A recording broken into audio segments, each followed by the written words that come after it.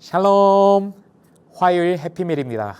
오늘은 우리 함께 잠언 23장 29절부터 35절 말씀을 나누며 주님께서 우리에게 베풀어 주실 은혜를 기대합니다.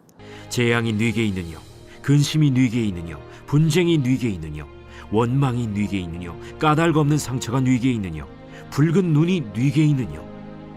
술에 잠긴 자에게 있고 혼합한 술을 구하러 다니는 자에게 있느니라. 포도주는 붉고 잔에서 번쩍이며 순하게 내려가나니 너는 그것을 보지도 말지어다. 그것이 마침내 뱀같이 물 것이요 독사같이 쏠 것이며, 또 내 눈에는 괴이한 것이 보일 것이요 내 마음은 구부러진 말을 할 것이며, 너는 바다 가운데에 누운 자 같을 것이요 돛대 위에 누운 자 같을 것이며, 내가 스스로 말하기를 사람이 나를 때려도 나는 아프지 아니하고 나를 상하게 하여도 내게 감각이 없도다. 내가 언제나 깰까 다시 술을 찾겠다 하리라. 잠언 23장에선 술에 대한 많은 기록이 담겨 있습니다. 술은 이스라엘 백성의 기본 식생활의 일부였습니다. 그들은 식사를 하며 자연스럽게 포도주를 마셨습니다. 이것이 그 당시 문화였습니다. 그러다 보니 술에 찌들어 사는 사람들도 많았기 때문에 술에 대한 경고의 말씀도 많습니다. 이는 하나님을 경외하는 자들은 세상의 문화에 휩쓸리지 말아야 함을 우리에게 알려주고 있는 것입니다.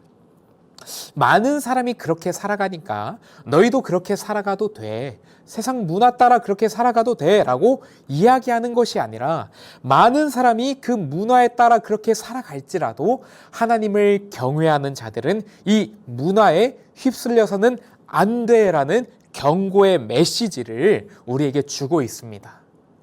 우리나라에서도 음주 문화, 치맥 문화, 이것들은 마치 이스라엘 백성들이 포도주를 식생활에 마시면서 생활했던 것처럼 일상화가 많이 되어 있습니다. 29절에서는 이 술을 마시는 자가 빠지는 6가지 재앙에 대해서 말씀합니다. 먼저 재앙과 근심은 술을 마시는 이유입니다. 사람들은 자신이 처한 위기를 잊기 위해서 술을 마시곤 합니다. 그러나 술을 마셔도 재앙과 근심은 해결되지 않습니다. 왜냐하면 술 취함은 지금 바로 당면한 문제를 잠깐 잊게 할 뿐 그 문제를 근본적으로 해결해 줄 수는 없습니다. 분쟁과 원망은 술로 인해 빚어지는 갈등입니다. 사람은 술에 취하면 조용했던 사람도 언성이 높아집니다. 감정이 통제가 안 됩니다. 상대방에게 실수를 합니다. 그러다 보니 또 새로운 분쟁과 원망이 생겨납니다.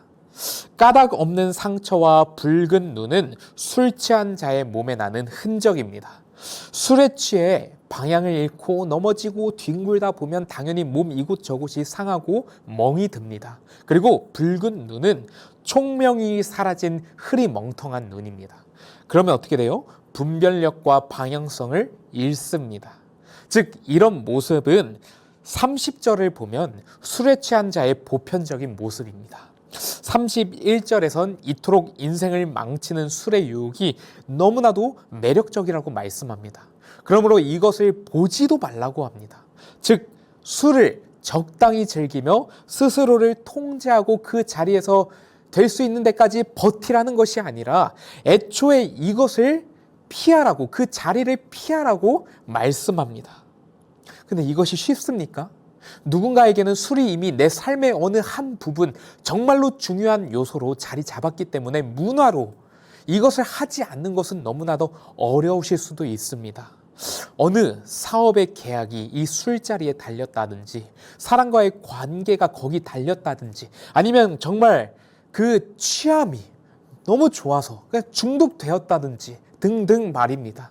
그러나 32절을 보면 이러한 술의 유혹을 끊지 못하고 가까이 하는 자들은 마치 독사에게 물렸을 때 그 독이 몸 전체에 순식간에 퍼지듯이 술이 몸 안에 들어와 몸과 마음을 사로잡게 될 것이라고 말씀합니다. 그 결과가 33절부터 35절의 말씀입니다. 먼저는 판단력을 상실하여 헛된 길로 나아가게 될 것입니다. 그리고 깨어있지 못하여 다가오는 위험을 감지하지 못하게 될 것이며, 또한 때려도 아프지 아니하다, 감각이 없다라는 것은 이미 인지 능력을 상실하여 판단하지 못하고 계속해서 잘못을 깨닫지 못하는 삶이 반복될 것입니다. 그러다 보면 자연스럽게 하나님이 기뻐하시는 상과는 거리가 멀어질 것이며, 갈수록 자제력을 잃어가고 한치의 절제 없이 본능이 원하는 대로 죄악과 실수를 반복하게 될 것입니다. 우리가 정말로 싫어하는 말이 있습니다.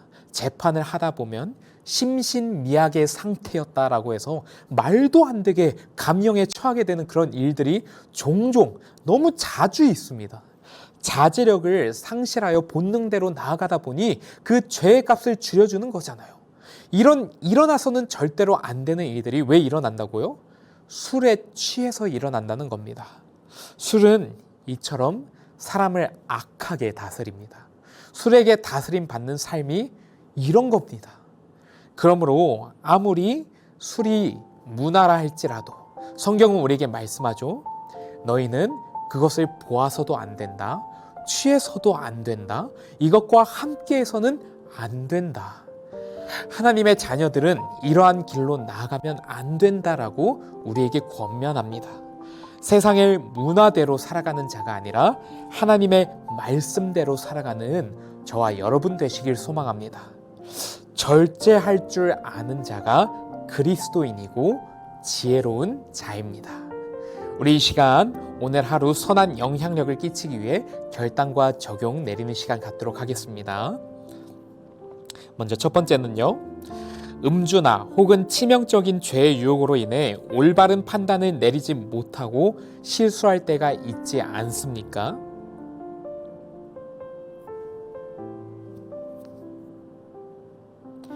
내 삶 속에 깊숙이 자리 잡은 죄악들이 무엇인지 돌아보길 바랍니다.